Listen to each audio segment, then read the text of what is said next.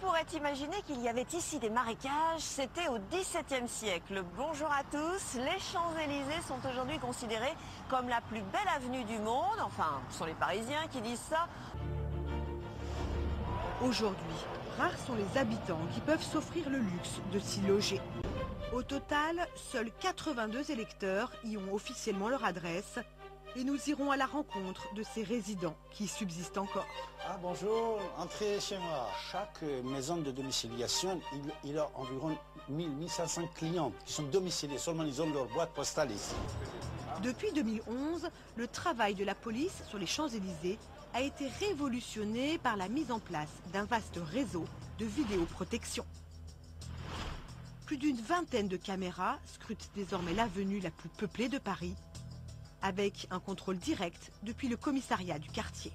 Voilà. Donc ça couvre absolument tous les champs. C'est-à-dire que vous pouvez suivre une personne de la Concorde jusqu'à l'Arc de Triomphe. Vous pouvez la suivre de A à Z, en permanence, en changeant de caméra, en passant de l'une à l'autre. Par exemple, si vous prenez une qui est bien, là, qui est située tout en haut de l'Arc de Triomphe, celle-ci, vous allez voir que c'est quand même assez performant au niveau du zoom. Vous voyez, là je me retrouve à l'Obélisque.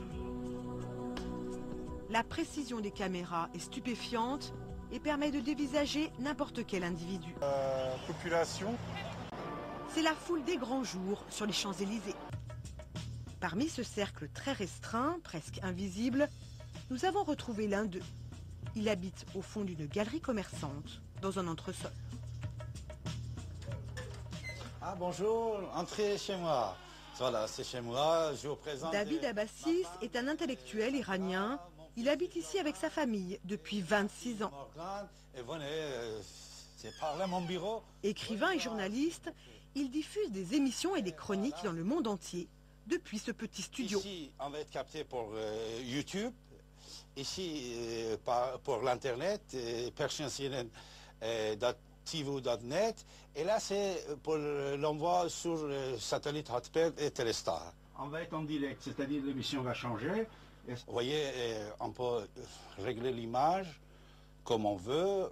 Voilà. Bonjour mes chers amis. À son actif, près de 5000 heures d'émissions sur des chaînes culturelles et laïques.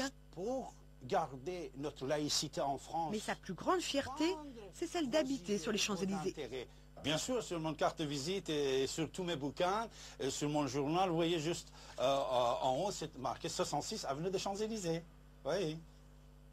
Ici, je reçois des gens qui viennent des États-Unis, de Canada, de Japon, de Malaisie. Alors, quand je suis aux Champs-Élysées, c'est plus simple, plus facile pour ces gens-là pour trouver les Champs-Élysées. Et prestigieux pour moi aussi. Ce n'est pas seulement pour moi, pour le monde entier. Je parle de Champs-Élysées, les gens ils ne croient pas. Pourquoi? Puisqu'il y a plusieurs milliers de personnes qui sont domiciliées aux Champs-Élysées. Par exemple, au 66 avenue des Champs-Élysées, nous avons 5 bureaux de domiciliation.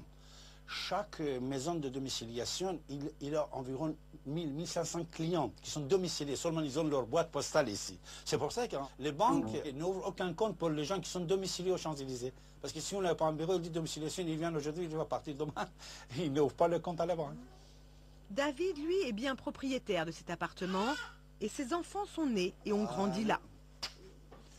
C'était sa première marche sur Champs-Élysées. Il a commencé à marcher sur Champs-Élysées. Sa fille Morgane, elle aussi électrice, a en tout cas trouvé son bonheur sur les Champs-Élysées.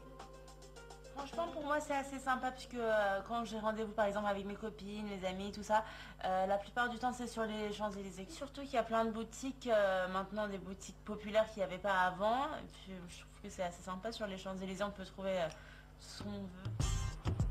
David, lui, a bien vu l'évolution commerciale des Champs-Élysées et pour cause, il possédait dans cette galerie 4 petits commerces. Là, on avait sur 2 niveaux plusieurs boutiques. J'étais propriétaire de 4 boutiques. On faisait des petits services, petits restaurants que j'avais là ici. Maintenant, c'est tout ça, c'est un seul lot. Voilà. Champs-Élysées a changé. Dans n'importe quel numéro de Champs-Élysées, presque, vous aviez une brasserie, café. Après, c'était acheté par les grandes marques ou par les fast-food. C'est pas la même chose. Avant, c'est vrai que les grandes marques n'existaient pas. C'était des petits magasins individuels, on peut dire. Mais maintenant, c'est des grandes marques. Mais la plus belle avenue du monde a-t-elle réellement changé de visage? Tout le monde connaît les Champs-Élysées. Tout le monde, Campos Elíseos en espagnol. Todo el mundo lo conoce, es muy, muy, C'est très très très prestigieux. À chaque fois que je sors du métro et que je vais m'acheter quelque chose à manger par exemple, et que je passe devant le Lido, mon lieu de travail, je me dis waouh, je travaille ici. C'est encore comme un rêve. Les Champs-Élysées, sans le Lido, ça perd aussi un peu de son glamour parce que ça reste forcément que des magasins. Ici, il y a de la vie, il se passe quelque chose, quoi. Vous connaissez la chanson de Jodassin, il y a toujours quelque chose sur les Champs-Élysées. Donc maintenant, oui, chaque événement, on termine sur les Champs-Élysées, forcément. Et si c'était à refaire, oui, je re-signerais tout de suite pour 40 ans. Pour tous, les Champs-Élysées restent donc cette avenue magique qui continue d'attirer et de fasciner le monde entier, de l'Étoile à la Concorde, comme un orchestre à 1000 cordes.